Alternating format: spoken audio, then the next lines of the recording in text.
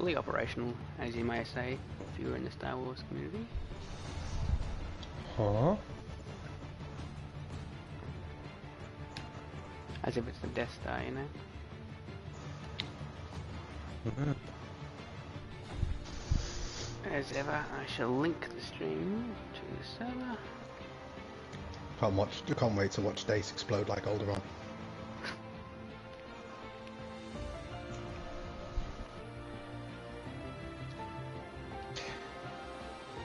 Alright, well, we are awaiting... I'm not sure who we're waiting on actually. We have 16 drivers in the lobby. We're missing an Aston Martin, a McLaren, a Ferrari, and a Mercedes.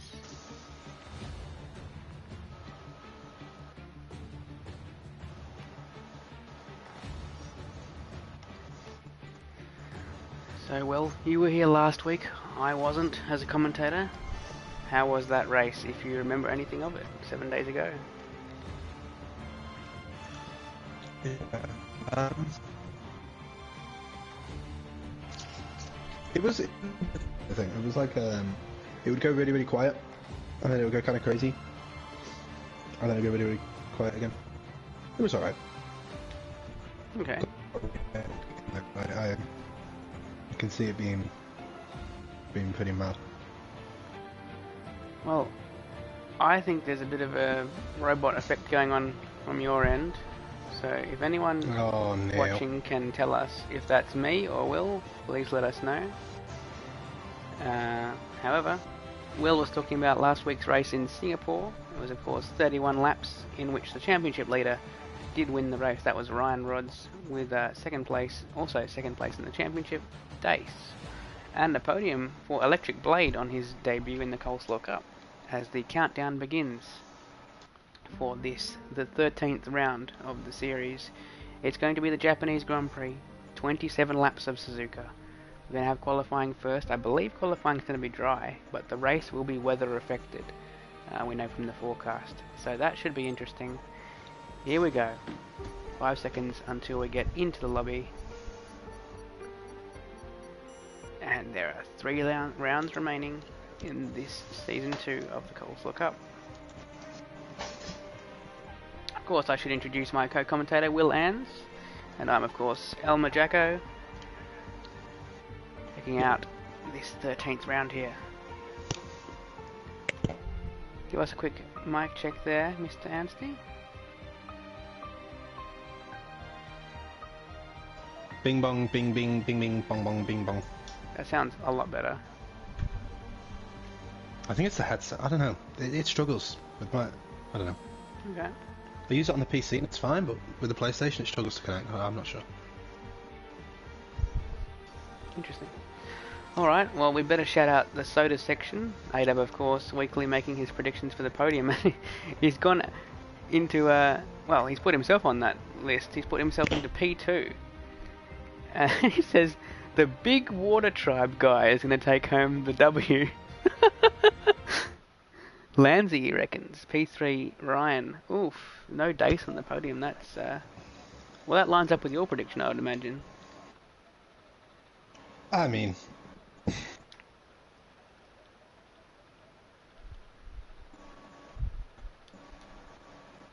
concise. I actually forego to do mine.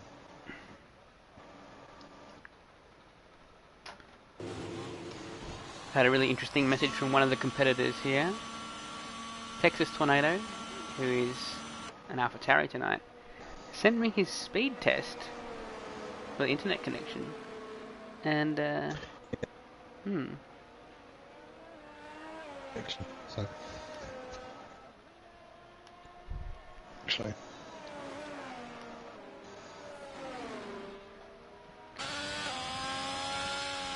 Alright, well here we are. Oops, sorry about that. We are... Oh, okay, the camera's not working. That's interesting. I don't have an option to go off-board this week. That's really weird. Oh, there it is. I just had to cycle through everything apparently. Alright, here we are. Looking on at the championship leader. winner of a multitude of races this season. Let's have a quick look. His lead is about 45 points, which is quite substantial given you can only get 25 for a win. A few more points available per weekend, there being the pole lap, the fastest lap for example. But again, not many more than 25. So closing that gap will be a tough task for Dace, who's, I believe... Okay, Lanzy's also mathematically within a shout, but it's super unrealistic to expect that to happen. So Ryan can basically seal that into a 2-horse fight for the last 2 rounds by just making sure that Lanzy doesn't catch him too much. And it's 5 wins so far for Ryan Rods. Incredible form this season, with 2 further podiums to his name.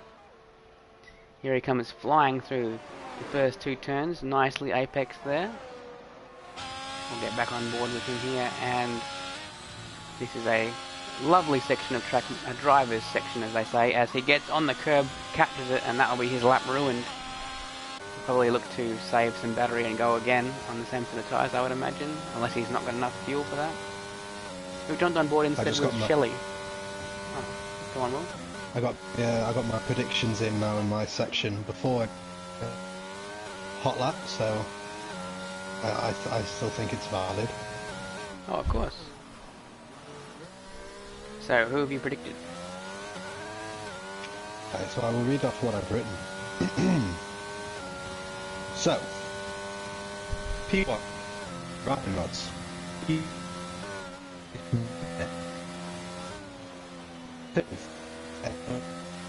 T is going to be going. It always does. P3, Dace. Only joking, it's going to be Cap.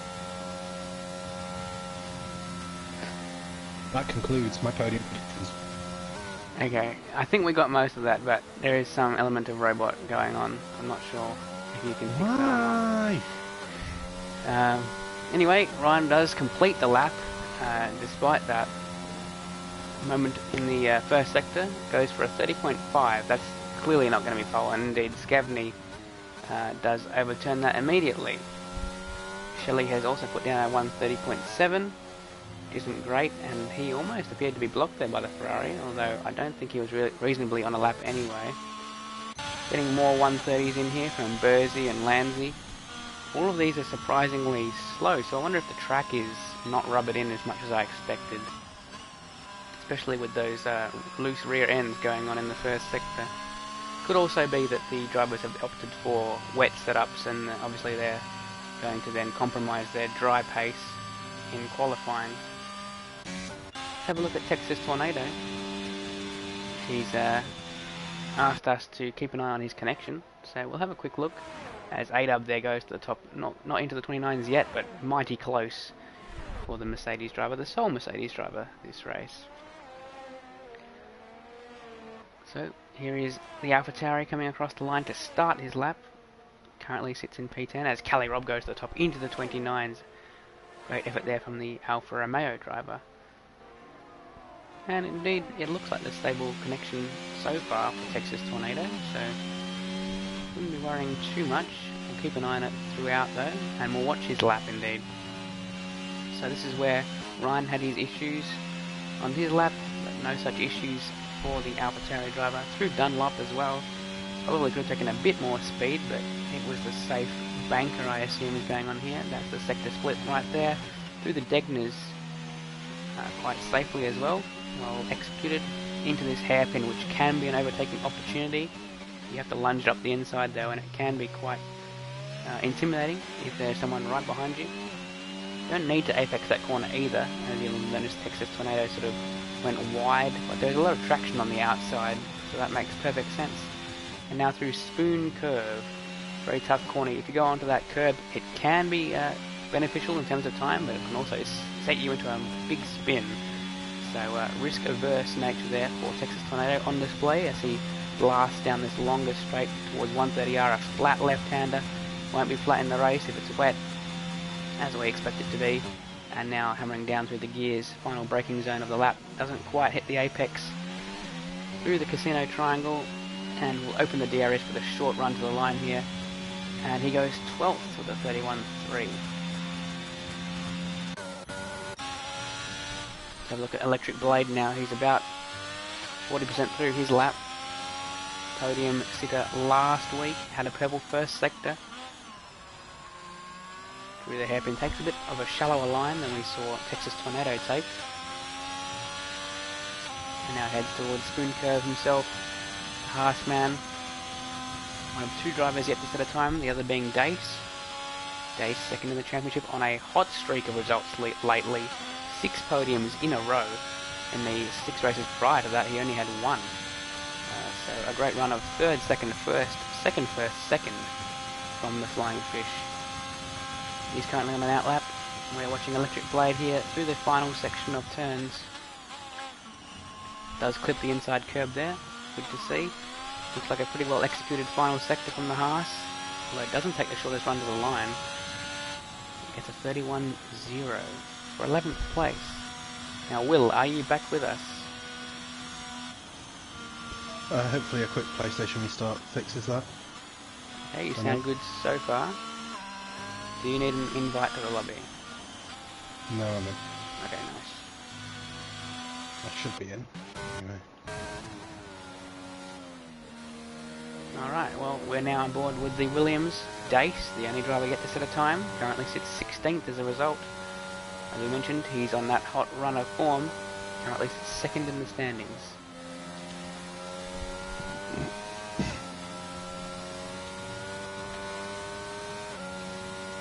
Yeah, I did a speed test, it's all really fast, so... Okay. Must just be the connection between us, I suppose. Maybe.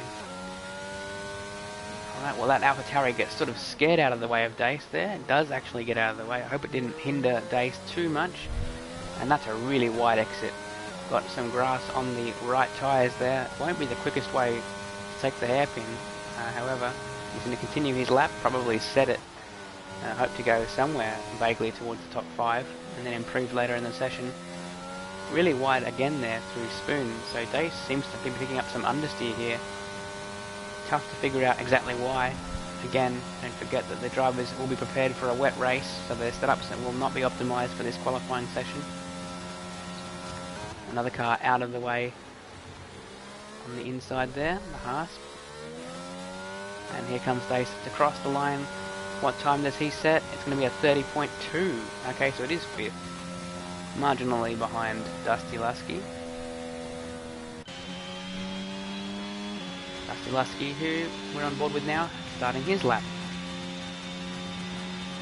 Currently nicely on the second row of the grid, only 6 thousandths behind Scavney.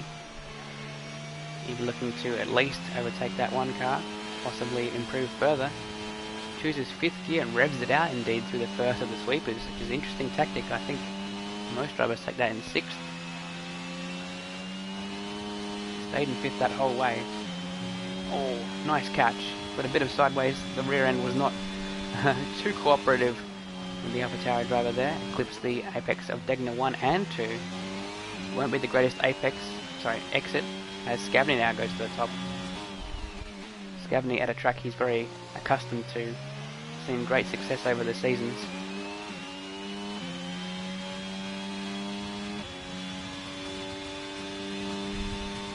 And there's Landy now to the top. So that's an Alpine 1-2, I believe Scavney is an Alpine. Those blue tags on the left, quite similar to Talbot, I'm pretty sure from memory. He's an Alpine 1-2 at the moment, and gee, Dusty got super sideways. The tyres complaining about the effort they've been put under, and he is up on his time, but only about half a tenth. So it's unlikely he'll be improving in position, as this final sector is very short unless he made an error in his previous lap. We'll see what he can manage. He does improve, but again, stays in 5th place. AW is 3/10 up, didn't apex the first part of that chicane though. So I'm going to guess he goes 2nd with this lap. Oh, he doesn't even improve position actually. He did improve into the 29s marginally, but stays 4th.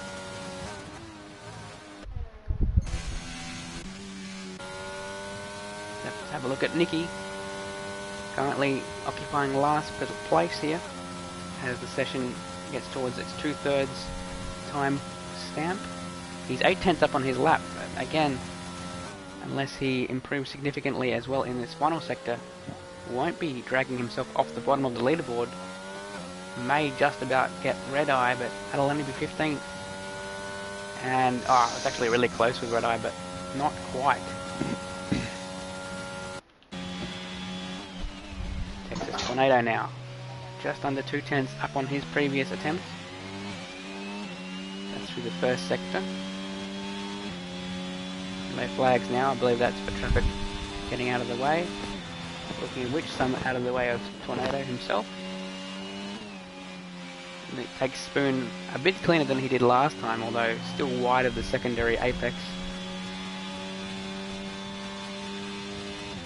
Fastest part of the track now. It's going to be flat again through 130R. Actually downshifts, that is not advisable. That might be a tactic in the rain, but in the dry that should be flat in 8th gear. We'll see if he can improve his time. Needs 3/10 to make a position, and finds it. Goes 11th place, knocking on the door of the top 10 there. Ryan Rods though will be looking to improve. He's about to start a lap. We'll stay on board with this the entire lap, I believe. 10th place is not a Ryan Rods position, so look for this to go up to the front row, if not maybe the second row. Are you able to commentate this lap, Will? Yeah, or it's you... just... Okay. Who's that we talking about? Ryan Trying to Rods. get this. He's just negotiating. Yeah, there sector one. shouldn't be. Yeah, there shouldn't be any issues when the instant speed test came back high. So, anyway, approaching the Degners championship leader, taking plenty of curving, but still even a little bit on the table between the Degners. But it looked pretty clean through there, and then through the hairpin you got to get the rotation. Down to 4th gear should help his traction on the exit as well, not being too low on the gears, and then it's a straight that isn't so straight, up towards Spoon Curve. Just carrying the momentum through, trying to get a good exit, because you've got straight now, and off he goes! Fortunate to keep wheels attached there, and will need to head to the pits immediately and hope to get another attempt in before the flag. Let's jump to Scavney.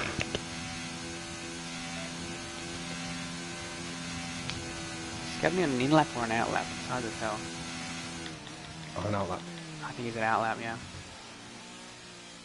3.5 minutes left. Ryan does need to enter the pits immediately. Okay, Scavney is pitting. So what about... He did say he was on an outlap, so... Shelley? Strange. Shelley's going to enter the pits. So outlap for A-Dub, Bursey and Red Eye. Let's have a look at the Mercedes man. Wait, is he the furthest around? No, Red Eye is the furthest around. So a bit of a lull in proceedings here. That does seem to happen when there's only a few moments left in the session. People will try and fly out of the pits at the correct time to get the best track conditions, which usually occur right at the end, where the track has been provided with more rubber from the tyres. Drivers tend to leave just over 1 lap time's worth of time remaining before they exit the pits. They can start it before the timing hits 0, and they are able to finish the lap according to the rules. So, first of those drivers is going to be Red Eye in the McLaren, currently sitting 15th. Let's see what he can do this lap.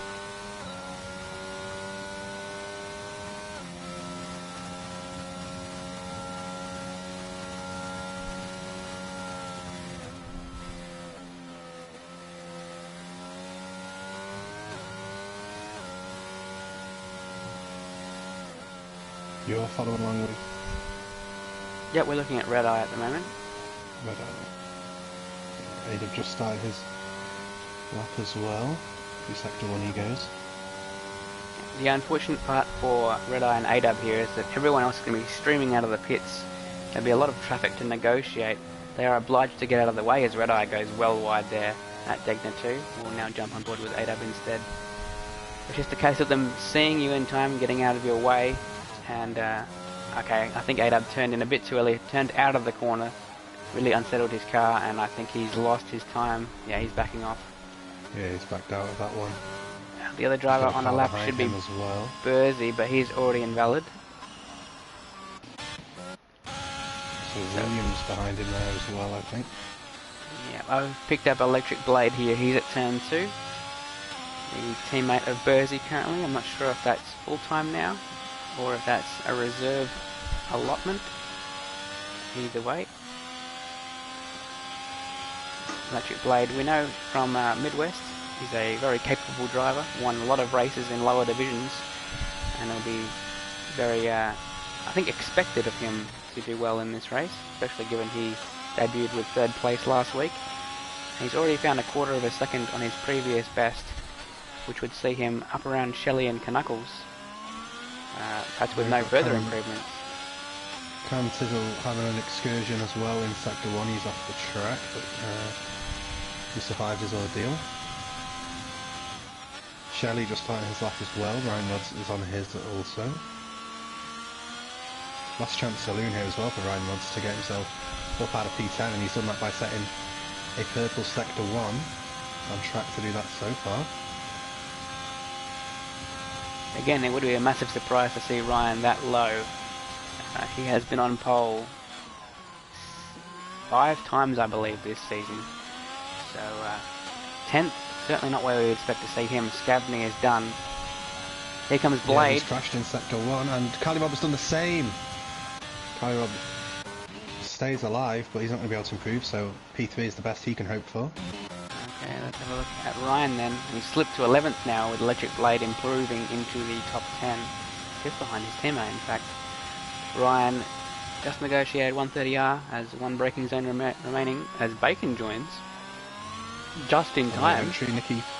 Nicky puts himself on his P12, he finishes 5th. And there it is. And Ryan 28. Rodds, there it is. But Ryan Rodds, Lansley's about to cross the line, can he do anything about it? The man in P2 can't knock Ryan off of the top spot. Importantly though, Dace here, the other championship contender, is coming through Spoon right now. We'll see if he can improve. He needs to get some more positions here. 8th is not going to be good enough. 9th now, as Shelley, his teammate, improves to 7th. There's a 6/10 improvement from Dace. That would see him somewhere around Scavney-Calais region. Nicely apex through the casino triangle. That was really nice through the second part of the super chicane. good. That was really good. And there it is, 3rd place. P3.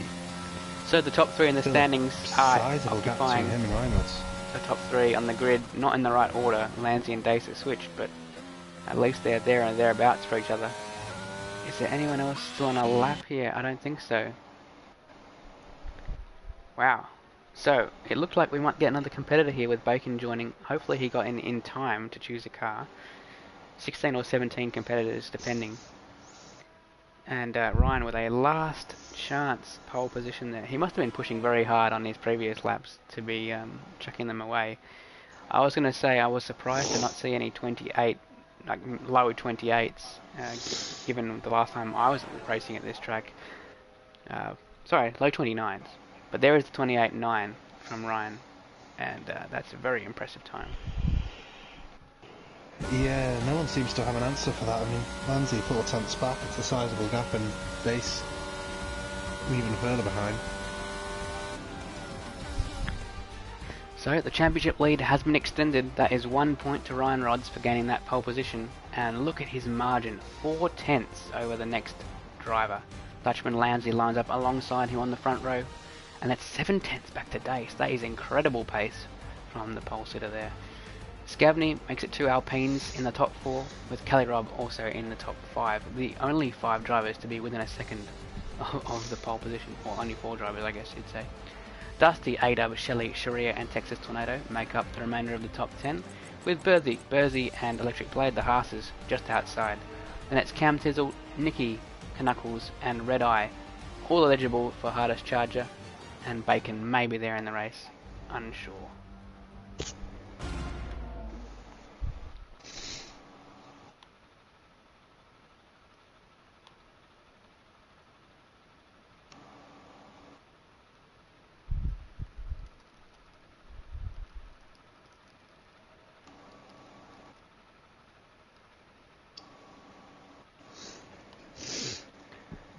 Alright, we mentioned it before. You can see the precipitation on your screen. It is raining in Suzuka. And when we've seen this in real life, it goes absolutely wild at times. We've seen people rowing canoes down the pit lane, rubber ducks also floating down the pit lane.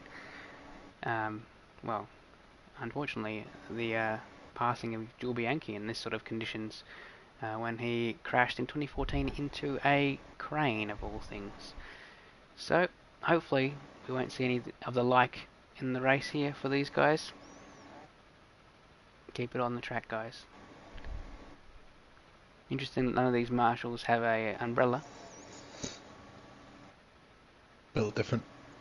Indeed. Maybe we found Data's homeland. Maybe they're all pot fish. Sushi all round. Yeah. Oh, Bacon says he's not racing, so he must be just spectating. Makes sense, he is the head steward. I've seen him race in this series before, so I wasn't sure. Oh, everyone's going to be on their best behaviour. That's right. Mr. Bacon is watching. I get it though. Yeah, you're not doing anything else. It can be enjoyable to just hop in, Oh yeah. watch Nicky do 9 or 10 spins, and you know, go do something else. Oh dear. I wonder what's in that box that the marshal is standing next to. It's definitely a carrot, right? You've seen carrot in a box? One of them has a carrot. One of them has a carrot in them. You know exactly what I'm referencing. The other one, I know exactly what you mean. Yeah. But will the marshal swap his box? Alright, well, as expected, everyone is on the same compound of tyre. It's going to be the intermediates all round, no one choosing the full wets. The conditions clearly not too wet. For those unfamiliar, Formula 1 has dry compound tyres, soft, mediums, hards, and intermediates and wets. Full wets, the blue stripe are for heavier rain, intermediates when it's light rain. So that would appear to be the conditions currently. However, I do see on the forecast that this race is likely to get heavier rain at some stage. So we may see the blue striped tyres at some point in the race.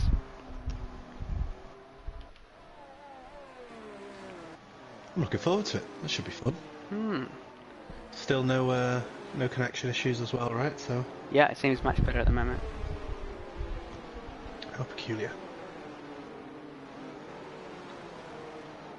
Ooh.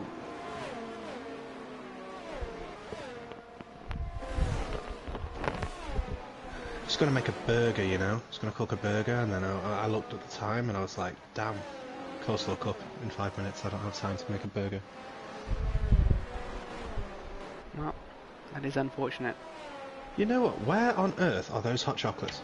I've left this very, very late. Ooh, Very you late certainly indeed. have. I've also just noticed that we have 3 number 93 entries in this race. I wonder why everyone likes the number 93. I wonder if that's birth year for a lot of these guys. Old ass people, bro. Oh my days. They're older than me. Bruh. Oh my god. Alright, we're on 360 watch at the moment. Is anyone going to do a 360? You got like Crime Watch, got 360 watch. Has anyone 360 seen watch. this man? Last photograph spinning. So far, no. Dace has been public enemy number 1 for 3 years. He was doing it before it was cool. Alright. I'm going to stay on board with Cali Rob here, randomly out of the top 5 guys. See what sort of a start he gets. Oh no, this is going to be a better angle, I think. Okay, I will keep an eye on the back of the grid then, I suppose. It's lights out and away we go. Yeah, it looks like a pretty good start from Kelly actually. He's already passed Scavney and Lanzi as well. Past the race lead. Oh, around the outside goes Ryan. That was very And audacious. that's someone around there. That's an Alpha Tauri of... the Red Bull of Shriek also got caught up in that as well. Gonna be Dusty Lusky, unfortunately. Oh, no, bud. Yep, the Canadian has had some misfortune there at turns 1 and 2. However, the Dutchman leads the race. Yeah, we'll see how long that can last. You have to be fighting tooth and nail to stay ahead of Ryan Woods, I'd imagine. But we don't know, because we don't know what the pace of these drivers is like in the wet. And I have to announce that in the Discord, Bacon has provided a gif of a rather unsettling looking stick man with a whip, saying me whipping people into shape. Oh dear. Okay, so Epic Steward moment. Indeed, we've got Lanzi, leader of the race, winner of 2 Grand Prix so far this season in Portugal and Great Britain. We've got Ryan Rodds, winner of 5 Grand Prix, right behind, and in behind him is Dace, winner of the Canadian Grand Prix and the Austrian Grand Prix. They're all streaking away from Shelley, who's made incredible inroads from his position on the grid, which was certainly not 4th. Let's see the position change. Yes, he's up 4 places, so must have started 8th. 2 other drivers also up 4 places so far. Texas Tornado with a great effort on this opening lap, as well as Electric Blade. Dusty Lusky suffering the worst, fall from grace, shall we say, 6th to 16th at the moment, as Sharia negotiates his way past Bursey.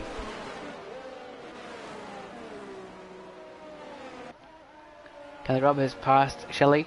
Sorry for missing that. Let's have a look at the closest gap in the field. It's Red Eye on the back of Bursey. Well, that's ebbing and flying. Bursey's now actually closer to Sharia. Nicky also very close to the rear, inspecting that rear wing of the Red Bull. Wide through Dunlop goes the Red Bull, but a big snap of oversteer from Nicky keeps the Aston Martin from smacking into the wall, but that's certainly not the fastest way to take that corner. No, certainly not. Ryan Wood's creeping a little bit closer, although there is still a gap there. Cali Robb has fallen off from Dace. Shelley's doing well to keep us close to Cali Robb as well. Well, that has just swapped actually, so I think Kelly is actually closing in now that he has passed Shelley. Shelley was the one who had been falling back. We'll see how those margins change at the moment. It's 2.2 between 3rd and 4th. Bursey still on the back of Sharia. Yeah, I'm wholly kind of close to Bursey as well, so that's something to keep an eye on as we get the predicted strategies. Of course, that's going to be more dependent on the intensity of the rain and the track conditions as opposed to degradation. Lanzi setting the fastest lap of the race as Shelley loses it. Big crash. Shelley's out. He got hit in the rear by Texas Tornado after Shelley had hit the wall. That could be a safety car here. Indeed. I'd be very surprised if it wasn't. It's a virtual so far, though, I believe. Yeah. Damn, I just missed that. Out of the race. Yep, so they're both off to the left. That was a silly mistake there by Shelley. He took the corner too tight on the inside of the last corner. Just drove into the pit wall. Ooh. Took his wheel straight off and got hit straight in the rear by Texas Tornado. Of all things, how is that not a full safety car? That was a big crash. Yeah, and look at Lanzi and Rymod's. Lanzi's missed out massively here. Rymod's all over the back of him. Only 1/10 back now. The VSA was withdrawn fairly quickly, actually, and the driver's back underway, and Ryan took full advantage. Ended up getting past Scavney as well. Yeah, not for long though. Look back at them, and it's side by side heading to the hairpin. Scavney backs out rather wisely. He's still there. He's still got a wing in, but he's not going to be able to hold it around the outside. Dusty passes Knuckles. The Canadians going at it for 13th place. Canadian Civil War here. It's East versus West. It's very difficult to know where to look. There's so many close battles. Of course, you can't predict a Shelley moment. As Scavney takes Shelley moment. Scavney took spoon like a soup spoon there. That was kind of wild. Rymod's closing in on Lanzi. They have to lift, of course, through 130R. He's right up in the slipstream. He could look to make a move down the inside, although it probably wouldn't be wise. Stays behind for the time being, but Lanzi's going to be feeling the heat. Indeed, don't want a Senna and Prost moment there. This would, of course, be the DRS straight in the race if it was dry, but clearly it's not dry, and the rear wing stays closed. That's a very wide moment for the Ferrari. He's off at turn 2. Well, turn 1, I guess. Pick up a warning for that, although he did lose time. Indeed. Sharia all over the back of Nikki 64. Damn, I keep And as missing I say that, moves. he remedies that situation, gets himself past the Wisconsinite. Wisconsinite. And there's a very important question here, Jacko, and we all need to consider is cookies and cream, carrot cake, or winter berries? What is winter? Okay, winter berries sounds interesting. I mean, I suppose it's going to be the berries of winter. Yeah. Alright, well, while Will I shall has return a momentarily. hot chocolate, we shall continue keeping an eye on this battle here in the midfield. Sharia, Nicky, Bursey, all very close. Red Eye right in behind. Bit of a gap back there to Dusty, but he's only just overtaken Knuckles, so he may be closing in on this quartet. Again through spoon curve, no moves on offer there. You tend to see less moves in the rain, but we have seen quite a few into turn 1 this particular race. So we shall try and we shall endeavour to keep an eye on that. It's unlikely we'll see moves up front in comparison. They have better vision, of course. You don't get a great sense of it from the spectator perspective, but there is a lot of spray coming up from the back of these cars, so vision definitely is impaired as a competitor. Close margins up front. Dace is right behind Ryan Rodds, his championship competitor, and it's a 2/10 gap. Nicky almost had a look there at Sharia, but thought better of it. It can be a risky place to try a move, and here goes Unholy Red Eye. We said there might be a move on, and just look how much time they lost, both of them, to the two in front, as they gave each other room. Bursey does close that gap fairly quickly, indicates that he could go faster if he was able to get past these guys. But again, closing up to people and passing them are two entirely different prospects. My guess is that Bursey actually has a bit more downforce than these guys, because he was catching up in that downforce heavy first sector, but then on the straight he was under threat, which makes perfect sense. So we get a interesting message there. Oh, a very sideways moment for the Aston Martin of Nicky ahead of Bursey. Bursey, they didn't have many places to go around him, sort of had to back out to avoid a collision, and as such he cannot affect the manoeuvre. Up ahead, the two Red Bulls there. Sort of falling off the back of Scavney, who's in a battle with A-Dub. Those in front of that seem to be in sort of no man's land, that being Callie and the Electric Blade. Landsy with over a second of a gap there to Ryan. It won't matter too much with DRS not being available in a wet race. For those unaware, DRS stands for Drag Reduction System. It is the feature that allows the rear wing to open and reduce drag as Nicky is out of the race. That's the same part of the track. Let's have a look. Yeah, there you can just see his corpse, carcass, whatever you like to call it, and there is the safety car. Safety car has been deployed. Everyone will form up behind this. It'll pick up the lead of those, so Knuckles will be allowed to overtake it here. Safety car will now wait somewhere around where it is right now. Yeah, there it is, parks off to the left for Landsy. Interesting strategy there by Nicky. Of course, he's known to have multiple spins per race, but if you spin once and DNF from that spin, I think he may have just set the record for the lowest amount of Nicky spins in a race. I feel like it's going to have an asterisk next to it though, because I only completed 5 laps. Well, yeah, I mean, one could say you could say that it was the spinniest race, as the spins had the greatest consequence. Okay, so question now is, do the drivers choose to pit? They have 3 sets of inters, I believe. One of them, of course, will be affixed currently. Question is, can they make a set of inters last the entire distance? Or at least till they need to change to a wet or a dry? Obviously up front you don't want to give up track position, but people at the back may want fresher tyres, which will allow them to go a bit faster, or it'll allow them to extend their stint, which could be important. later in the race. Just don't know where indeed the wet or the... Okay, here's their answer. Lanzi, race leader, is in the pits. He's joined by Kelly Rob, who was 4th. Ryan and Dace continue. Does anyone join them in the pits? Yes, ADAB comes in. The more people that join them, the more helpful it will be for them. Oh, okay. Yeah, we need to look exactly what tyres these guys are putting on. That's wets on Lanzi's car. It's wets as well for Kelly and ADAB. Did our pre-race weather prediction give any hint as to the intensity of the rain or the changing in the rain? I believe it said inter to wet to inter, I think. Let's have a quick look. Race day will be full wet followed by intermediate, is what the forecast was, however it did start. Oh, okay, so... Okay. Well, never mind, a correction. It will be inters, then wets, then inters. Okay. So Knuckles is the only driver that pitted under that safety car and did not choose wets. He has chosen intermediates. So that's a big decision from Lanzi. Could it prove to be the correct one? In which case, 2 other drivers have joined him on that correct strategy.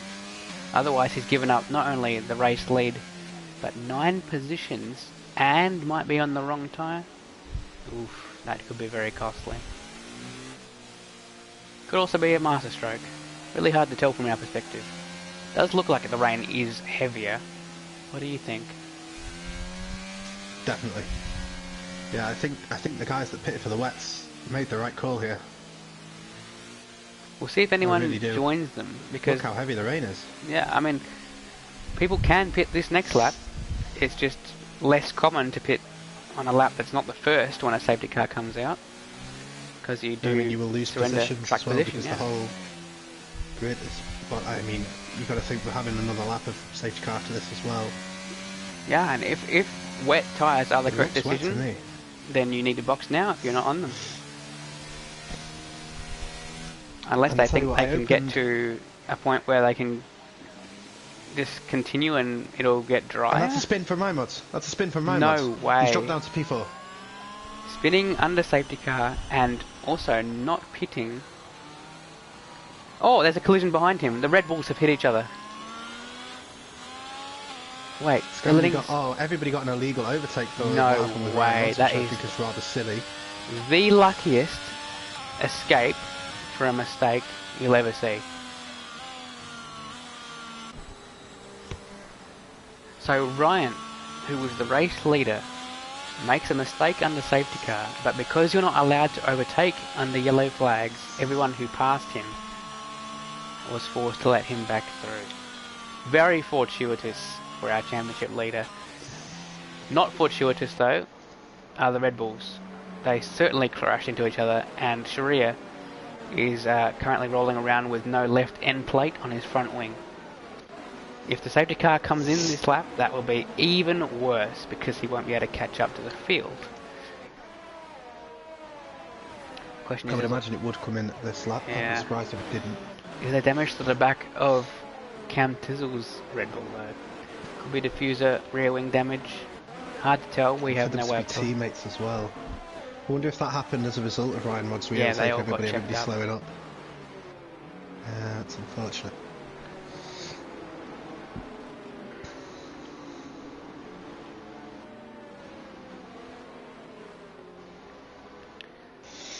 So it looked like they were sort of innocent bystanders, victims of another person's mistake. That happens a lot in racing. It's a very unfortunate part about the sport. But nevertheless, the race continues, and we'll see if the safety car does indeed peel off this lap, allowing the race to resume. I'm sure Sharia will hope that it stays one more lap. I do assume he'll be entering the pits to change that front wing. Yeah, you know, I opened the sachet with the powder and you immediately smell the winter berries. And it will be in this lap. Yeah. We'll keep an eye on Lanzi, I think, to see how the wets fare here in comparison to the intermediates. Although looking up front would be a reasonable choice as well.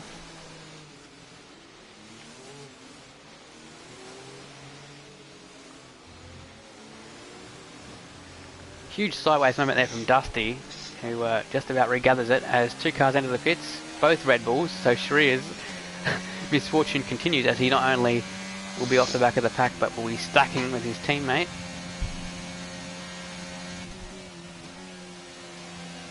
Lanzy's promoted to 8th and all that, and he does seem to have a lot more grip than the cars immediately ahead of him. He's making a move already, sweeps around the outside of Dusty, and he's being followed by Calirob as well, and A-Dub in fact. For those guys. Yeah, we're going to definitely stay on board with these guys.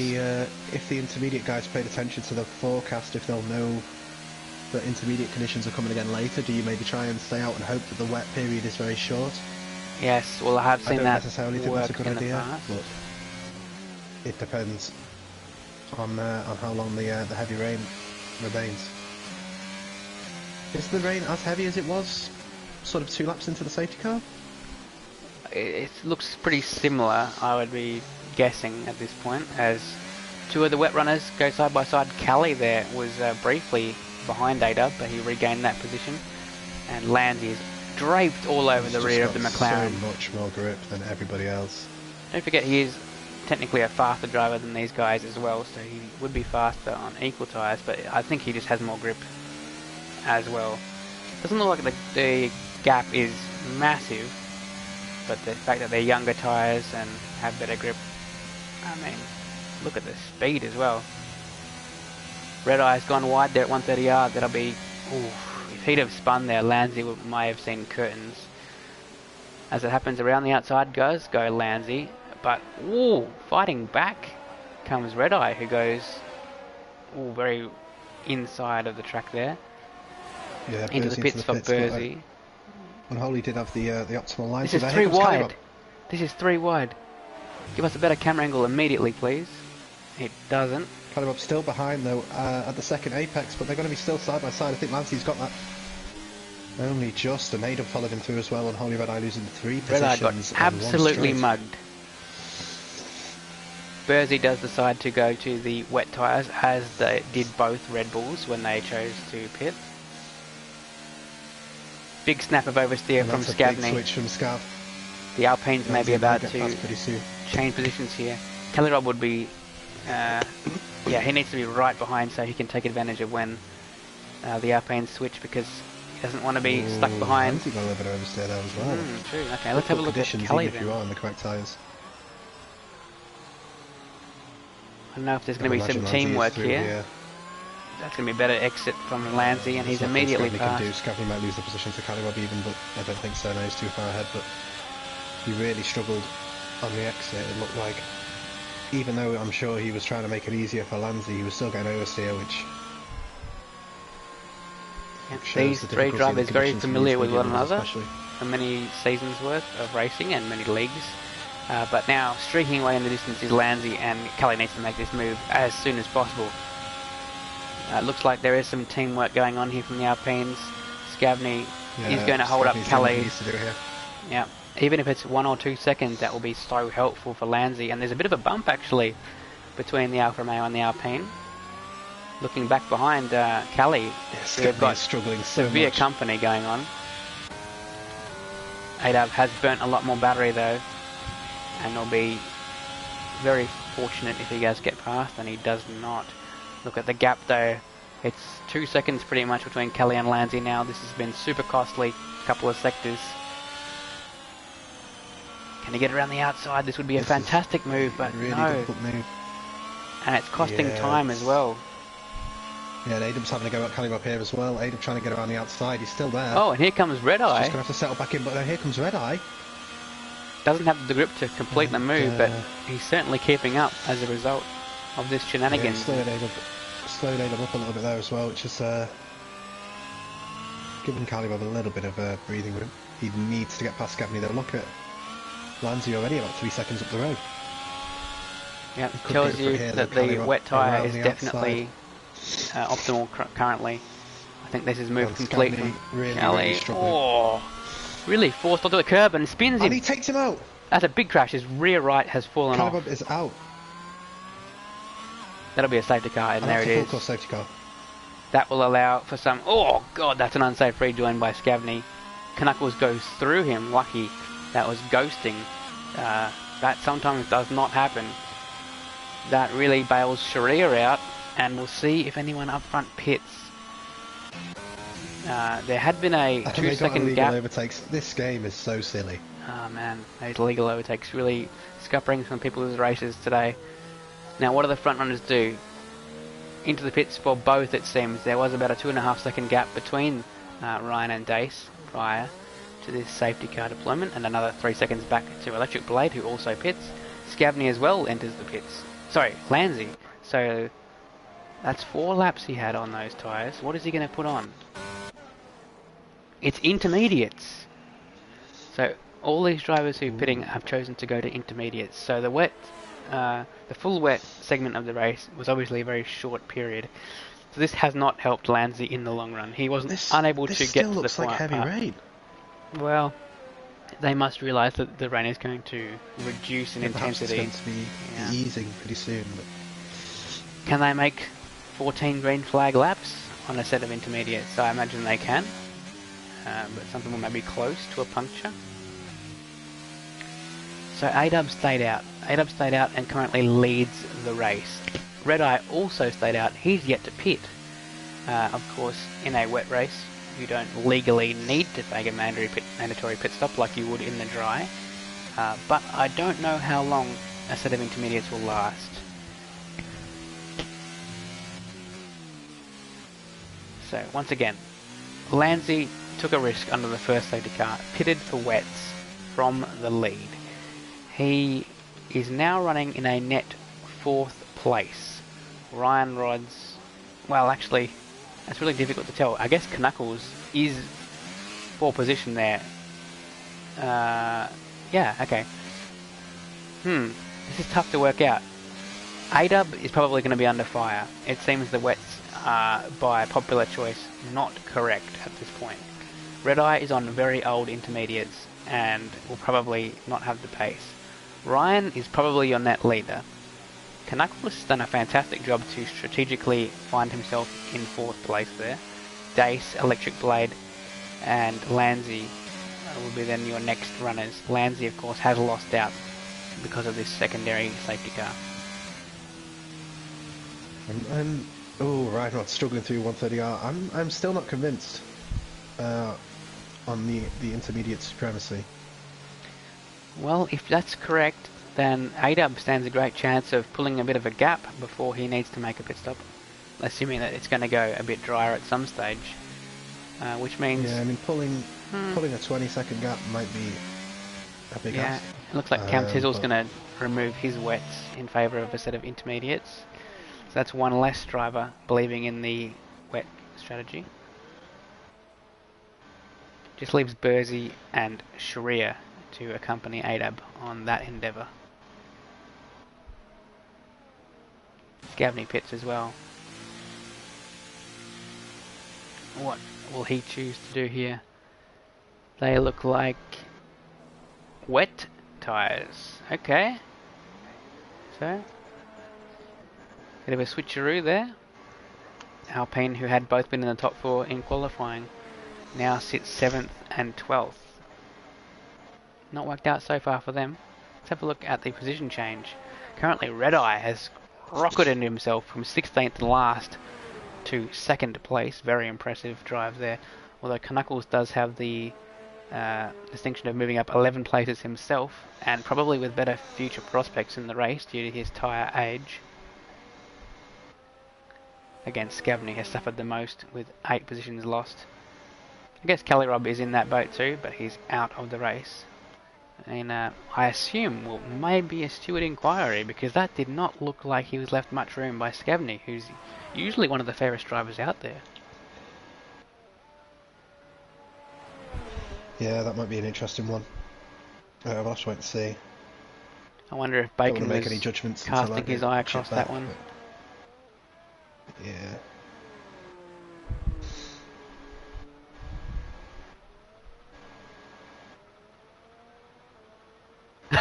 Okay, so a quick look in the Discord chat will tell you that Scavney has already apologised for that moment with Kelly Robb, and Bacon has provided us with another incredible gif of us someone going up and slapping another person in the face.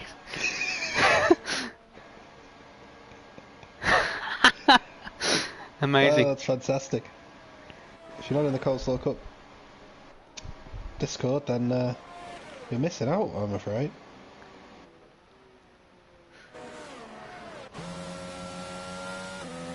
Yep, there's a lot of slapping gifs in a row for anyone not there. They're just spamming the same gif over and over again. It's a different person each time, so they're taking it in turns to walk up and slap it. Oh dear. Alright, well we have just about reached the halfway point in this race. In fact, halfway through this lap will be the halfway point. A-Dub will be your leader, but will he remain there? The sole Mercedes driver, one of few drivers on the wet compound, and certainly the only driver towards the front of the grid on that tyre. He's got intermediates on the next 6 cars, varying ages on those tyres as well, which will be interesting. Knuckles also has himself splitting the championship combatants, which will not please Dace whatsoever.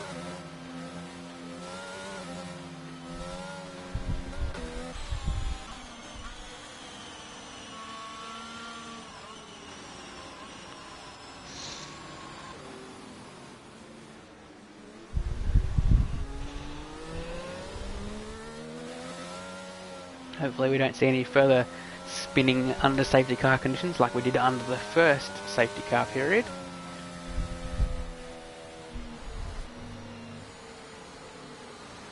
I actually think that Ryan probably should have driven over the white lines to stop people getting illegal overtakes rather than resuming his position at the front. And that's a spin from Cam Tizzle. Is it actually? But he doesn't lose the position. Doesn't lose the position and recovers it. And, what's your opinion on the Ryan retaking his lead last safety car wheel? I mean, it's a factor in the game, but it's not Ryan's fault if he would have got a penalty if he hadn't done that. So I mean, it's nothing that would be stewardable. It's I mean, if he hadn't done that, then he would have got a penalty, and the people ahead of him would have got a penalty as well. So he could have driven over the white lines, just briefly. Anyway, safety car is in. Sure, I don't know about that. It looks like A-Dub has caught everyone napping. Red Eye, I guess, actually has a 1.2 second lead over Ryan as well, so maybe you're right. Maybe the wets are just godly still. Let's have a look in that case at Burzy, who has a lot more grip than his teammate, and he's going to side through the middle of 2 cars and makes contact with the other Haas, both Haases in the wall. Oh. Choke slammed into the wall. Sharia now, who all of a sudden sits 7th place on what seemed to be the optimal tyres, and is going to be scything his way through. He was dead last at one point, now goes flying around the outside of Knuckles. Now Lanzi, the previous race leader, gets sideways, and around him goes Sharia, who's now 5th. Scavney also, on the wet tyres, was last at the restart, is already 6th. Look at the lead A-Dub has. Second lead for A-Dub already. Wow, you were dead right. It does not look like intermediate conditions out there. Dusty now overtakes Lanzi. Dusty is also on intermediates, but appears to be handling the conditions a bit better. I'm not sure if Lanzi hit the wall when he got sideways at Dunlop. Either way, he's hemorrhaging positions. So. Look at the lead! Have you ever seen someone gap 8 seconds in 2 seconds? 8 seconds in 1 lap. It's not even a full lap yet. It's going to be 10 seconds. And here goes Scavney on the back of Dace. Yep, Scavney's past Sharia somewhere in there. We're going to stay on board with Scavney, because he's going to be passing cars. Actually, Sharia might be about to make a move on Dace. These guys will be cursing themselves for removing those wets. Oh, that's a ballsy move there by Sharia to hold that around the outside of Dace. Scavney went for the move to the left and then got blocked, but goes instead to the right of Ryan Rods, takes 3rd place. Scavney has gone from 12th to 3rd in 1 lap. He still has Ryan to his outside, but completes the move now in turn 1. we get some goat emojis in chat, please? Oh, that was a great catch from Unholy Red Eye. Can you imagine if Red Eye pitted for wets? That would have been so perfect for him. The absolute scenes. Yeah. Oh, there's contact for fourth. Sharia does complete the move. Scavney sweeps around the outside of Unholy Red Eye as Unholy Red makes. We could see that in the distance. So let's keep an eye still though. I'll use the leader timing, and we'll keep an eye on the gap from Unholy Red Eye to aid up to monitor the delta in those tyres. But I mean, it's 14 seconds now. Knuckles now loses 2 positions in quick succession, and another one. It appears that he may have gone off track there as Sharia makes the move on Red Eye. Got very close to him in that little kink. Still there, but Sharia should sweep away now around the outside, and he does very comfortably. Ryan Rods now 17 seconds off the lead. Yeah, we're going to change that from interval to leader interval. Oh, he gets onto the grass. Had an aquaplaning moment. Dace goes through. That's important between those two guys. They are fighting for a championship. Yeah, I've never seen Ryan struggle so much in a race. Dace will, be happy that he's ahead of his championship rival, but won't be happy he's on the wrong tyre. Yeah, Adolf almost a pit stop ahead of Holy Red Eye now as well. And that's huge. That is huge. He doesn't need to be a pit stop ahead of fellow wet tyre runners, but he does need to be a pit stop ahead of intermediate runners. And looking at that gap, it's starting to plateau actually at around 17-18 seconds. Actually, it's still growing, but not at the rate it was. Yeah, I was just about to mention the racing line. There seems to actually be a bit of a racing line now. It was all puddles under the safety car. Obviously, that is the effect you also get of the cars racing around. But it's too late now anyway. A-Dub's already pulled a pit stop essentially. And even if he does come out right behind, he's going to have great tyre. Intermediates. Yeah, exactly. It's more Dace that you've got to be looking at in terms of the leader interval. Yeah, Unholy is struggling so much, and he's almost lost the car there. He manages to catch it, but Dace is going to get by him. Yep, Dace now the lead intermediate runner. That gap sits at 22.5 seconds.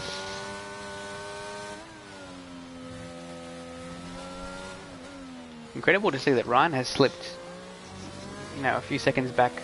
Well, where is Ryan in fact? Okay, he's still just in the distance if we look at from the rear wing of Dace's car, but you would expect Ryan to stay with Dace.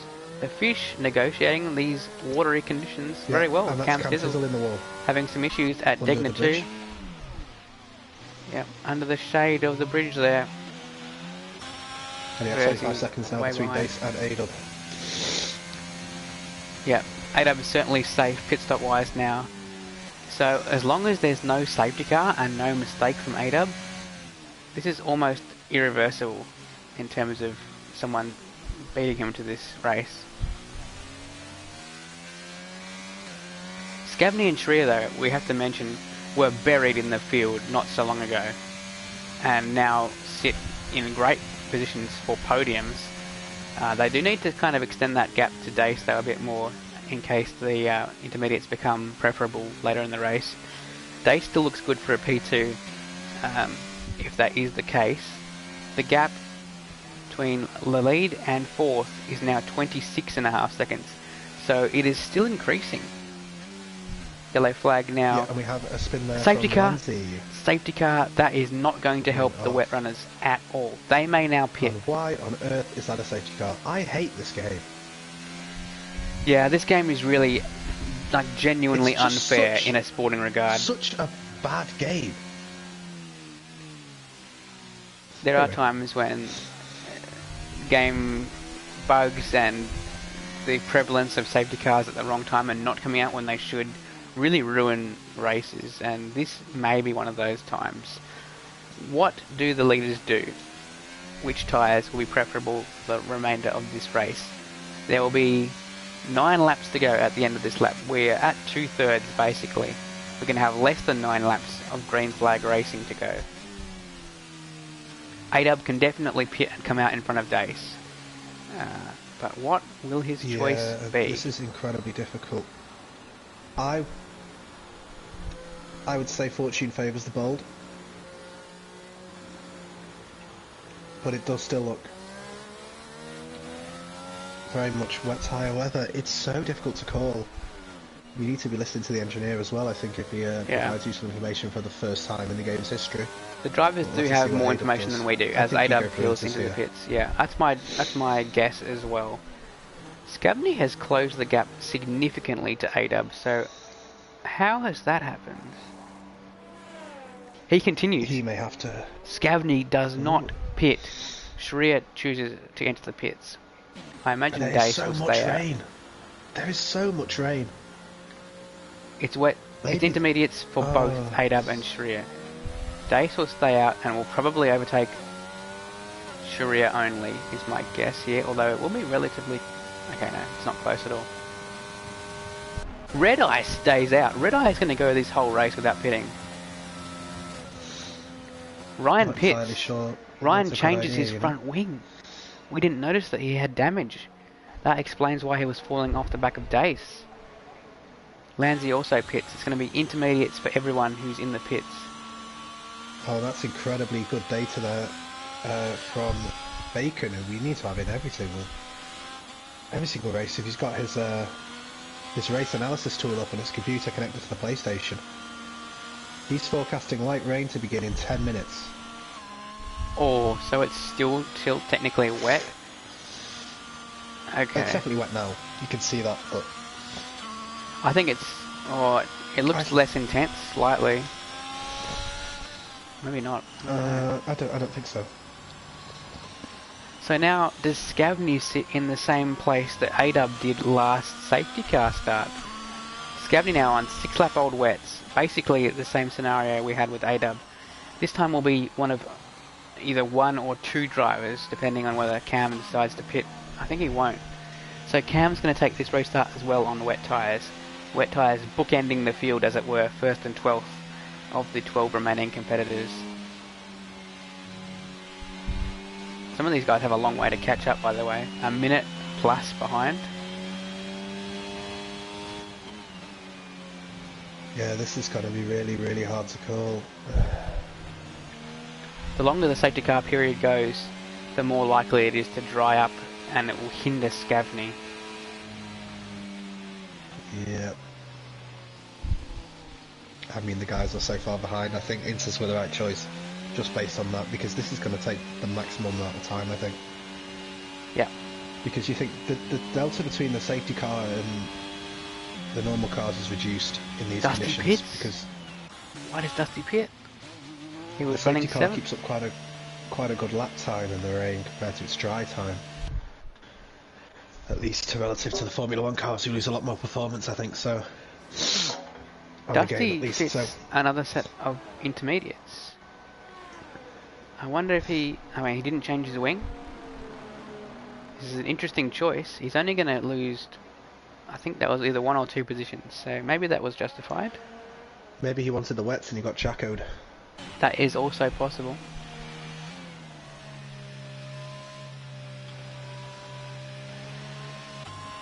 So, it's all being shuffled a bit too much for sporting integrity, like, you know, for the greatest race, as Ryan almost spins in Dunlop under safety car conditions, which would have been his second spin under yellow this race if he had completed the pirouette.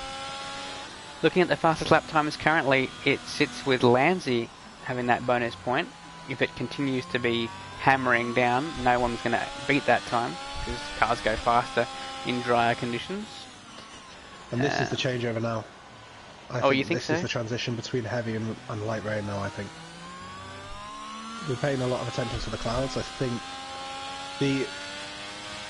what I've noticed in the heavy rain, you see that sort of mist, those mist clouds that come across probably about 15 feet above the ground. You know, like those darker wisps, and there's none of that now. The sky is getting lighter, and there you go. The rain is now lighter than it was a sector ago. Noticeably so. So Inters were the right call here.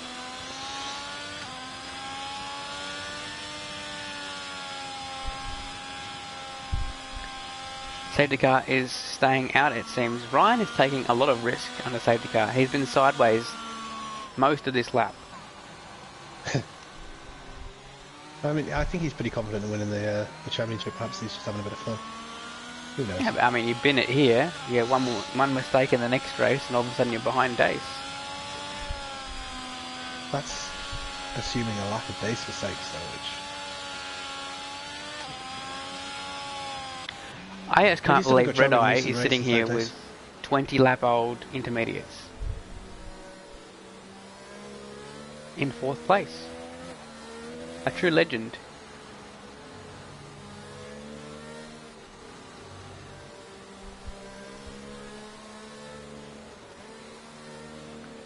Red Eye's actually in with a realistic shout of a podium here. I don't think so. I think it's unlikely, but it's realistic that he may get a podium. I think it's unbelievably unlikely, honestly, with those tyres and the fact that naturally he's, no offence to him, I don't think he's the quickest driver. I think he's going to lose a lot of positions. I mean, I don't see him finishing ahead of Ryan Rods. I don't see him finishing ahead of Electric or Sharia, honestly, and maybe not even Dusty. But we'll see.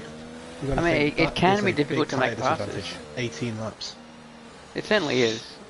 But it's also very difficult to pass in these conditions that are very narrow track. If he has enough straight line speed to hold people off on the front straight, it may be very difficult to get past this McLaren. And if we assume that Scavney is on a tyre that he can't maintain position, I mean, whew. Yeah, I think Scavney will be a free position for him for sure. Okay, the field is now bunched up. It's reasonable to assume the safety car will come in this lap. Yeah. We're going to have 6 green flag laps to go. Question is, does the green compound is it preferable over the blue compound? Intermediate's better than wets. And here is the safety car announcement. It's coming in.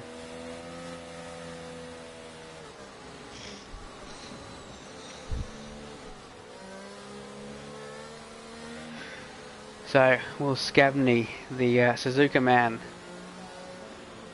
stay in front? Will it be A-Dub going burr, or will the Flying Fish swim in these wet conditions? May someone else come and overtake the lot of them? Let's see. Off they go. It looks like a reasonable restart there from Scavney, who gets a huge amount of sideways going on. Yeah, A-Dub doesn't look comfortable at all. is tracking him fairly nicely. Let's have a look at the intervals. 3/10. There's actually 2/10 gap there between Electric Blade and Coleslaw. Cam Tizzle actually makes a move with wet tyres. He might go back at him though, and he gets all over the curb and has to back off. Knuckles getting his way past Lanzi as well. Lanzi looking for the switcheroo, but it's not there. Scavney has grip. And that's a tap from Ryan Rods on the back of Electric Blade. Electric manages to survive it.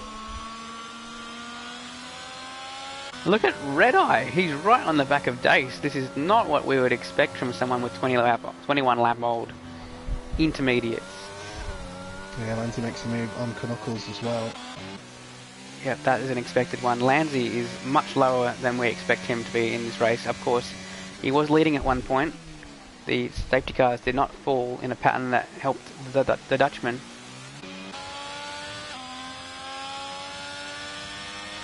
Sharia appears to be bottling up some of these guys. Blade and Ryan are right in his wheel tracks. Oh, Ryan is almost pushing the Haas along. Just spoon feeding the ERS down this next straight. Scavney is under a lot of pressure, and if those tyres are correct, I don't know about it. Okay, we have to look at the lead. I think he just naturally is braking later because of the amount of grip he has. Scavney's not going to be able to keep 5 this laps position remain. for more than 2 laps at the very most, but I don't think it'll even be that long. A-Dub should get him here. Should just be able to going around the outside is a very with risky move. I don't know if there was contact there, but there's certainly contact at turn 2. Dace is licking his chops. You have to remember as well, Scavney's surely in for a penalty for the collision with Caliban. Oh, imagine if he manages to stay in front and gets a penalty. Well, that would be... It gets reported, I suppose. Yeah. Sure A-Dub's able to choose whichever line he likes. Scavney, though, on a defensive one. And look at that! The inside, there's contact, there's a Scavney's spin! Gone. Scavney has dumped the car, and there's damage. There's damage everywhere. There's a Pieces lot of of damage. Everything's flying up. Red Eye now does sit in a podium position, even if briefly. He is there. Dace now applying the blowtorch You might actually to pull ADAB. this off. Oh, there's contact behind. That was the Haas into the rear of Sharia, so Electric Blade potentially has damaged himself now. There's side by side between Dusty and Lansy. Lansy is side by side, Lansy, Dusty. Oh, okay. No, it looks like Dusty does have the nose in front. Lansy's still going to be there though. Cam Tizzle retiring from the session as well. If we go on Bubba What Scavney, happened to that's him? a full course safety car. Oh, He another lost it where safety Carlos car. Sainz lost it. In reality, this might bail Scavney out, although I think he's got very heavy rear wing damage. I'd be very surprised to see him be able to keep up. We might have Bubba Scavney. Oh, and we yeah, just Cam Tizzle saw was over there on the the left. corpse of Cam Tizzle before it despawned. But, gee, Scavney, what a yo-yo of a race in terms of track position it's been for him. Really needed to make a pit stop in that last safety car. We'll definitely be making a pit stop this time. Probably going to go back to Inters. I imagine no one pits unless they have damage. Yeah, Scavney will be in, I'd imagine. This safety car... I imagine he's got very heavy rear wing damage. Yeah, we can't tell, but he certainly backed into the wall quite hard. I mean, he hit the rear of the wall so hard. He hit the wall with his rear so hard. I'd be stunned if he didn't. He'd be in for the intermediates anyway. Is that a commentator's curse? We said, imagine if Scavney wins the race and gets a penalty, then immediately spun out. I don't think so. That's probably alright. Now, I wonder who was the propagator of the debris we saw flying? Was that a board on the side of the track, or was that part of a wing? I think that's most likely. That's what sort of causes the shattering effect of a debris field to go everywhere, you know. So who was it then? Likely. I don't know if there's any boards that are usually there, so... I'm trying to get a good look at ADAB's front wing. It seems intact, although, I don't know, the left side looks kind of weird. Couldn't have been Dace, could it? He was directly behind the spinning scout. I'm pretty sure he cleared it. I think I was on board with Dace at the time.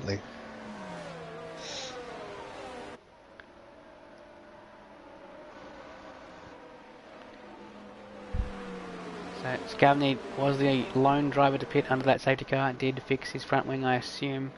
Put on the intermediates. Let's have a look here at the position change graphic. We've got 13 positions gained. Red Eye currently sitting with the hardest charger point. The fastest lap still, I believe, is with... I think that's this tab. Yeah, with Lansy. The 3-stopping Lansy. One of 3 drivers on a 3-stop who are still in the race. Safety car will continue one more lap while it allows Scavney to catch up.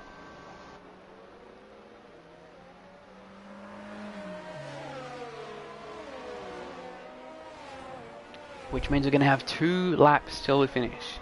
2 green flag laps for ADAB to hold on to, I believe, would be his first win of the season. Let me quickly check that. ADAB currently 8th.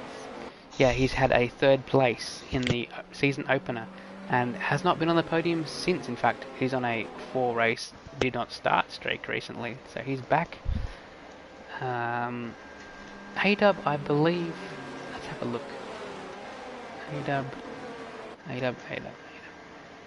ADAB has won 1 race in Coleslaw Cup history. That was round 3 of the previous season in Abu Dhabi. So he's been there before, he knows how to win races. Will he do it again today? That's crazy, dude. What's that? Races in Bahrain don't have ADAB winners, but races in Abu Dhabi do.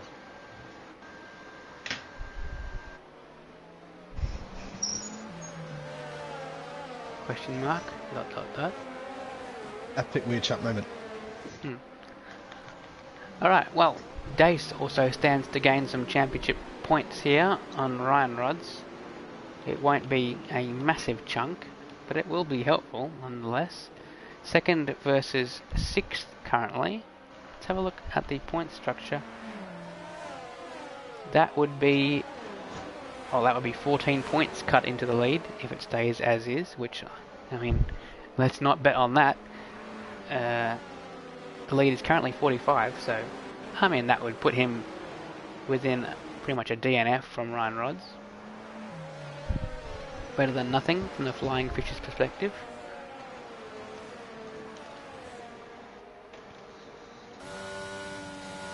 Safety car is going to be in this lap, of course, we knew that. 2 laps to go, guaranteed no more yellow flag interference in this race. I think we've had 4, which is quite a high number. When does A-Dub go? He becomes the safety car now. He can choose when to accelerate. Must not brake after that though, that would be dangerous. And it looks like he's put the hammer down.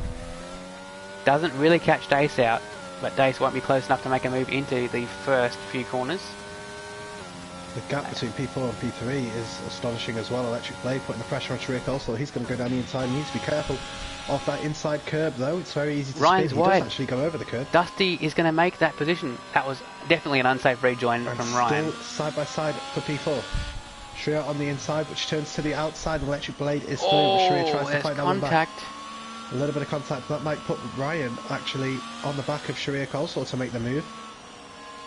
Through the right hander, but he's going to run out of track there and has to settle in behind Sharir. Dusty watching on as well, with Landy just behind him. And I'm thrilled to say that Red Eye has 2 seconds on 4th. Yeah, well, if these guys keep fighting. A lot of pressure on the Red Bull of Sharir here. Ryan is right behind. He's going to send one up the inside. Sharir did try to defend it, but the Ferrari just monsters his way through. Forces the move actually. Lanzi also makes a position on Dusty. Although does he? That spot is... Okay, he does. It's not over though. Oh, that's contact. Dusty has spun Lanzi. Very unfortunate. What a great race for the Dutchman. Electric Blade is setting off after Red Eye and that final podium position. The gap is reducing at quite a rate. It would be very heartbreaking for Red Eye to lose it on the last lap, but I think he's going to be under pressure on lap 27 of 27. Electric Blade has arrived on the scene. Up front, it's a 3.5 tenth gap between Dace and A-Dub. Yeah, Dace is going to blast his battery here. On the scene as well. A-Dub's much lower on battery, but there's only 1 lap left, and it won't matter. 40% is a lot to have in 1 lap. I'm not even sure Dace can use the 60% he has. Yeah, Dace is going to be very close though through this S section. It is so difficult to make a move though. But Dace is all over the back of him. Imagine they took each other out. Tense moments here. If they take each other out and Red Eye wins this race, that would be utterly amazing. Red Eye is under pressure himself though. Electric Blade is there for company. He of course is looking for consecutive 3rd place finishes, which would be a great way to start his Coleslaw Cup career. He could come under pressure from Rymods here, who could spoil the party for him. Certainly what does, and Ryan's going to make the same move he did last lap. Yep. Super late under the brakes, makes contact, forces the driver wide. It's going to give Red Eye a bit of breathing room here. The Haas is still there. As well, Electric. He's got to have the inside line. They're both using battery. Let's check that out. They are still side by side here. He's out of room. Out with the pedal line. Electric Blade has to run wide, but he can have to switch back here. He's going to be tucked right up behind Rymods. He's going to be using his battery. He's got a better exit, and he's going to have the inside 130R. Which one of them has better straight line speed? It looks like the Ferrari actually. And backing out is Blade. Second sector of the lap, but it's not going to be enough. A-Dub is still leading here, barring any mistakes, which he isn't going to have, of course, with those. The driver into the traction control. He's not going to get any wheel spin, and he's going to win this race with Dace just behind him in P2. And Holy Red Eye. Fastest lap as well. For that unlikely P3, incredible result for him. Ryrod's P4, as he did manage to get Electric Blade in the end. Wow. Huge turn of events here. A lot of drivers will be under investigation, I imagine, including Dusty from that lap 26 spin of Lanzi there, who's going to end up 10th, unfortunately, as Alpine fall down to 10th and 11th. Scavney himself may be under investigation for the big crash there involving Kelly Robb. Ryan Rods may be under investigation as well. What looked like an illegal, unsafe rejoin there, but that's That would be borderline if that was the case. But there it is. A-Dub wins his first race since round 3 last season. Very impressive job from the Mercedes man who took that risk on the wet tyres, as many people didn't. Got a huge lead. Had to come back through again though with intermediates when there was another safety car. And there he is, big podium guy. Predicted he would come second, but does one better than that. Beats Dace. Dace, who he didn't even put on these predicted podium. And Red Eye, who no one had on their predictions for the podium. I said it would be great, and it was possible. Will was like, definitely not possible. But there it is. Red Eye, fantastic. Just like a bee. Well, Ollie Red Eye has defied all known laws of aviation. He was flying on incredibly old tyres. Important Absolutely for Dace there to pick up stuff. the fastest lap point as well. Of course, Red Eye will pick up the point for hardest charger, and Ryan picked up that point for pole earlier. So it won't be the big gains Dace was hoping for in the championship. He does gain, but not a huge amount. It will be... what is that? It's a good job for Dace that he got so lucky with the safety car that shouldn't have been a safety car. It bailed him out there. It looks like 8 points Dace will close in. Unless there's a 5-second penalty, would put Ryan in 7th, which would be certainly more helpful for Dace. Ryan will hope that isn't the case. Have a quick look to see. I'm pretty sure this is the first podium for Red Eye. Where is he on the standings? I don't even see him. Wow, where is he? He's invisible. I'm assuming you would like to conduct your interviews as well, because I can add people to the party before I leave. That would be great. If you could get A-Dub, Dace, and Red Eye, please.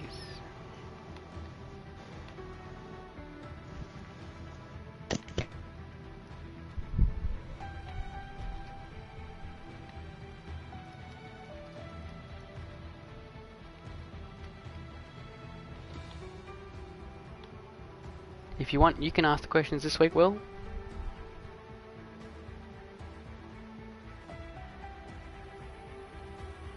Will? No, I'm just adding these guys for you. Sounds good.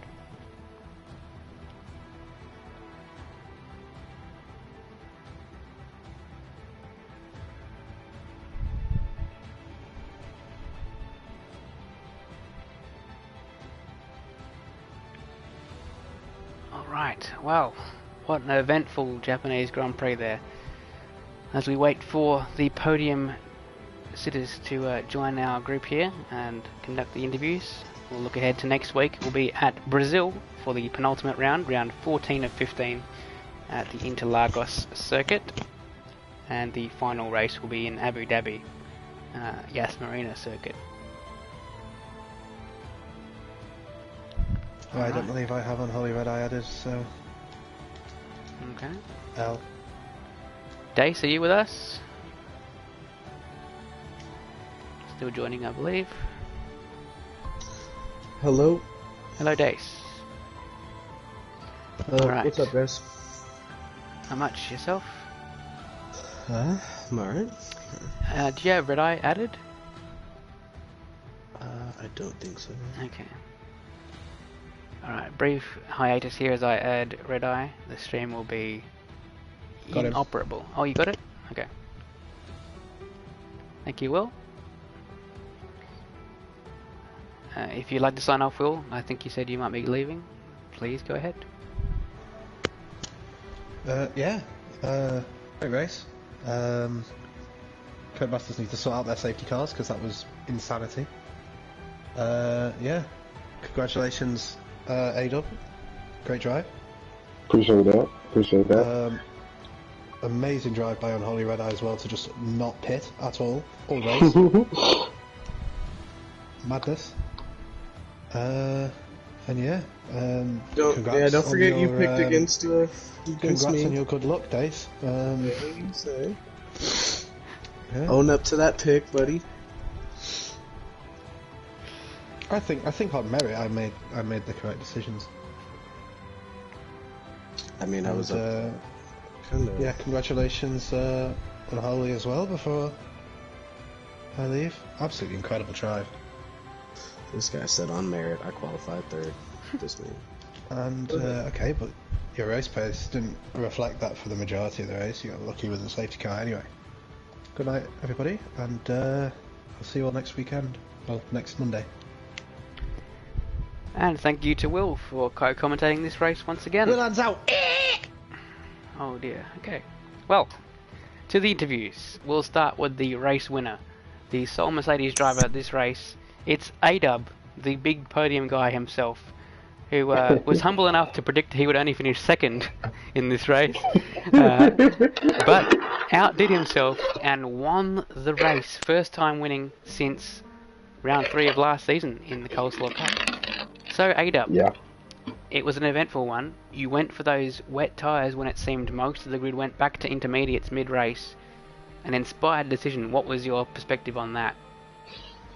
Yeah, I saw like the rain was not letting up, and then my engineer didn't even tell me that the rain was gonna lighten up either. So I just went with what I've known from playing the game for a while. Like you can see the rain pattern. Like it's still heavy wet, still standing water on the track as well. So I just said I'm gonna stick it out because especially in my position with the TC, I do know that I need to be on the right tire at the right time. I can't try to make another tire work, otherwise I'll be really, really slow. So yeah, just stuck it out and it worked out. Indeed, and when the safety car came out, when you had about a 12-second lead or something like that, and indeed more importantly 26 seconds I think over the first intermediate runner, did your heart drop and think, damn, this was an easy win sort of lost, or how did that situation go out? And did you ever think of staying out under that safety car? No. That's when I finally got my first message about the rain was going to lighten up. And that's when I was okay, I can make it stop and be okay. But yeah, I was crushed. I was like, dude, this is going to be a walk-away win.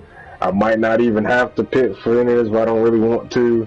If I keep a 30-second lead to the guys behind me, just kind of roll it out. But I was sweating when I did pit for the inters, and the rain wasn't lightening up until the last lap for the safety car.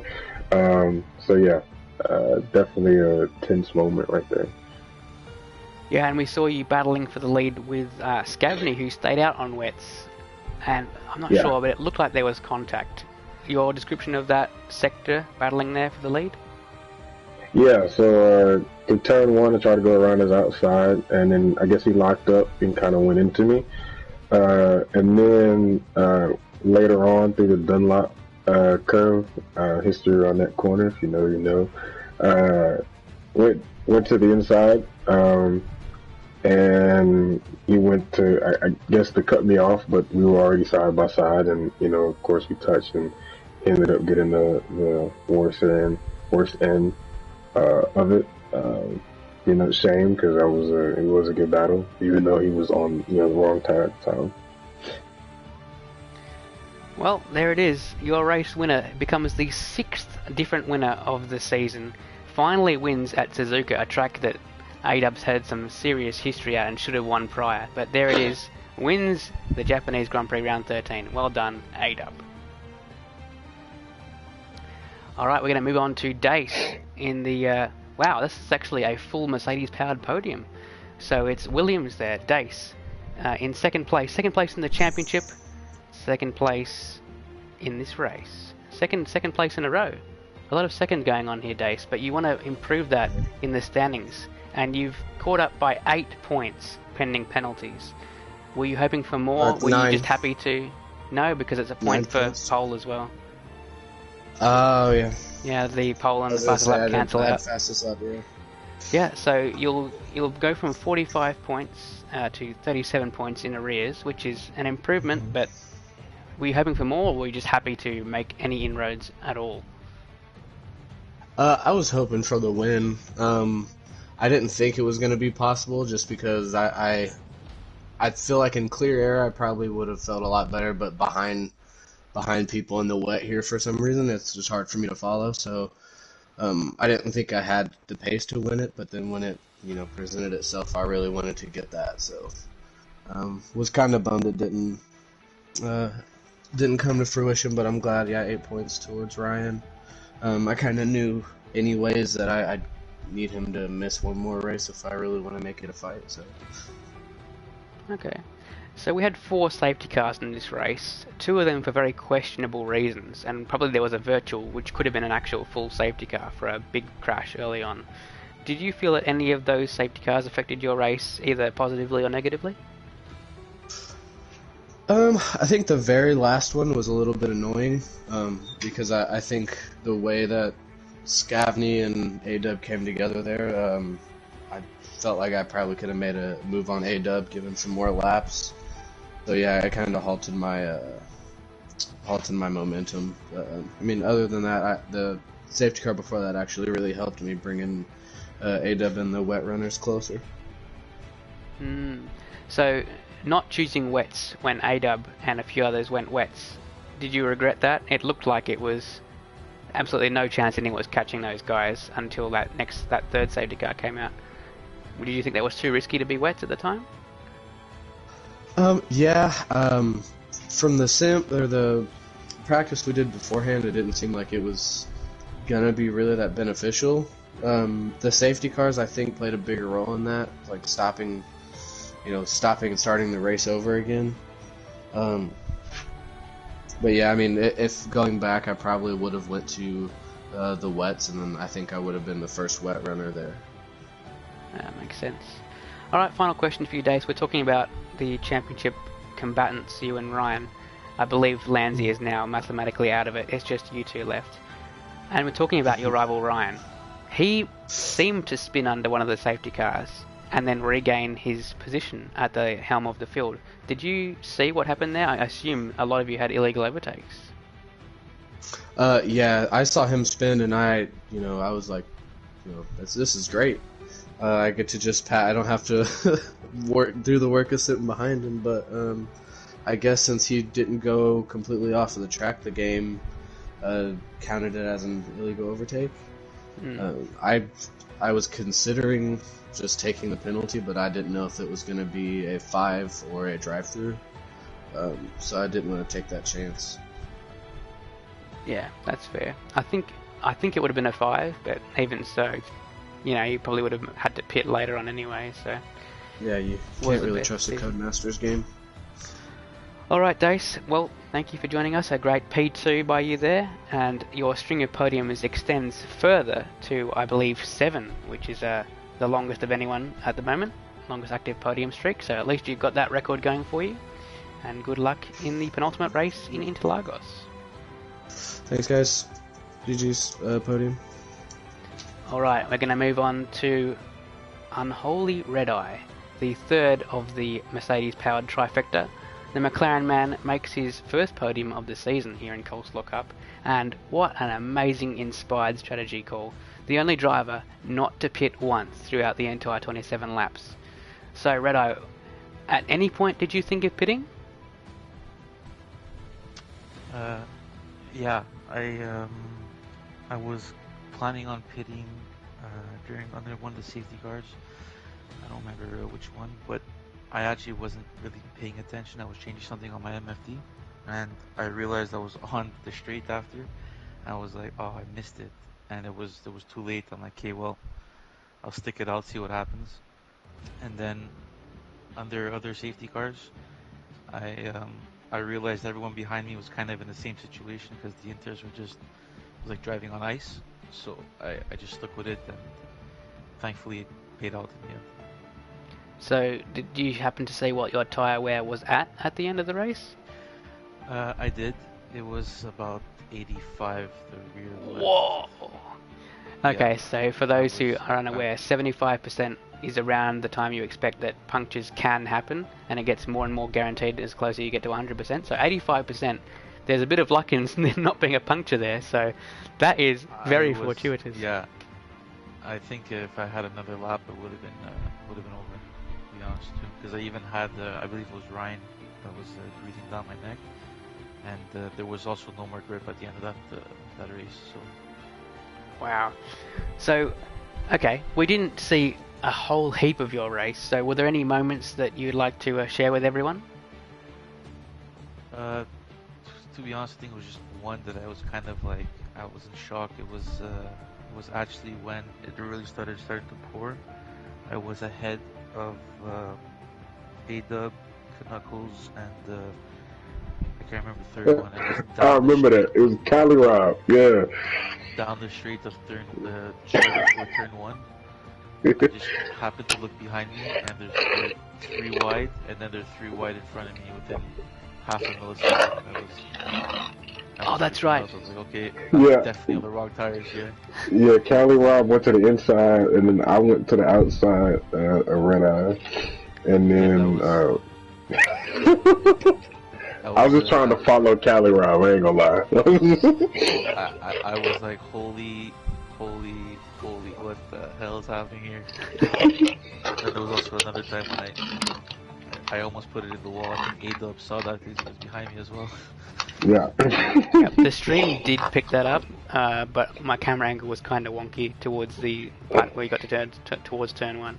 So yes, you can rewatch that if you wish. It was 3 wide, and you did lose 3 positions in one straight, but it doesn't matter because you're on the best strategy of the lot of them. Yeah. And man, that is an impressive drive to hold the tires. You had to conserve it, I'm sure, at some point. You're on the wrong tire for the amount of rain at one point. You had pressure from guys who were coming through at an absolute rate of knots and did not get a puncture. It's one of the best drives I've seen all season. So big congratulations from me and from Will, who by the way said it was impossible you're going to get a podium, and I suggested it was possible. Well, thank you very much. Because, honestly, I started last, so I didn't really have much to lose. I was just going. And of course, naturally, driver of the day as well, which is worth a point. All right. It's honestly a bit surprising too, because I really don't like this track, but yeah, it paid off. All right. Well, I'm sure even though if you don't like the track, you've got a good memory of it now. So that is for sure. that is your podium, ladies and gentlemen. A-Dub, first time race winner of this particular season. Dace trying to charge down Ryan in the standings, and Red Eye with the driver of the season, in my opinion, for 3rd place without pitting. I think that's the first person to finish a race this season without pitting. We'll have to look back on that statistic, but that is an interesting one. We'll be back next week for the penultimate round in Interlagos. Until then, I've been Jacko. I was joined by Will Ans in the commentary box. See you next time.